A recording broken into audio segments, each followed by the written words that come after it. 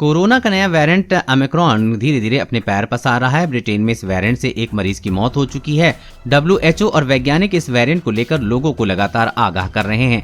Moderna vaccine के chief medical officer doctor Paul Burton ने Omicron पर एक नई चेतावनी जारी की है। डॉक्टर पॉल का कहना है कि अगर ओमिक्रॉन और डेल्टा एक ही समय में किसी को संक्रमित करते हैं तो इससे एक नया सुपर वेरिएंट बनने की संभावना है। डॉक्टर पॉल ने कहा है कि कोविड संक्रमण में एक समय पर आमतौर पर केवल एक म्यूटेशन होता है, लेकिन दुर्लभ मामलों में दो स्ट्रेन एक ही समय पर ही हमला कर सकते हैं। अगर ये दोनों स्ट्रेन एक ही कोशिका को संक्रमित करते हैं तो वो DNA की अदला बदली भी कर सकते हैं और एक साथ मिलकर वायरस का नया वेरिएंट बन सकता है।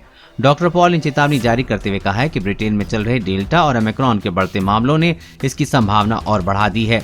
साइंस एंड टेक्नोलॉजी कमेटी को संबोधित करते हुए डॉक्टर पॉल ने कहा है कि निश्चित रूप से संभव है कि ये दोनों स्ट्रेन जीन की अदला बदली कर सकते हैं और एक और खतरनाक वेरिएंट को जन्म दे सकते हैं। शोधकर्ताओं का भी कहना है कि दुर्लभ परिस्थितियों में वायरस का ये रूप भी सामने आ सकता है। अब तक जीन की अदला बदली से बने कोरोना के केवल 3 स्ट्रेन दर्ज किए गए हैं। ज्यादातर मामलों में वायरस खुद ही म्यूटेट होकर नया वेरिएंट बना लेता है। 2 हफ्ते में ही ओमिक्रॉन लंदन में पूरी तरह से हावी हो चुका है और एक्सपर्ट का अनुमान है कि नए साल के आने तक ये यहाँ पूरी तरह फैल चुका है। डॉक्टर पॉल ने कहा है कि निश्चित रूप से इसके डेटा हैं। अब इम्यूनोकॉम्प्रोमाइज लोग दोनों वायरस से संक्रमित हुए हैं। ऐसी स्थिति इस बार भी देखने को मिल सकती है क्योंकि यहाँ संक्रमण के मामले बहुत तेजी से बढ़ रहे हैं। ये पूछे जाने पर कि क्या इसमें अधिक खतरनाक वेरिएंट भी बन सकता है, उन्होंने कहा कि ये निश्चित रूप से हो सकता है।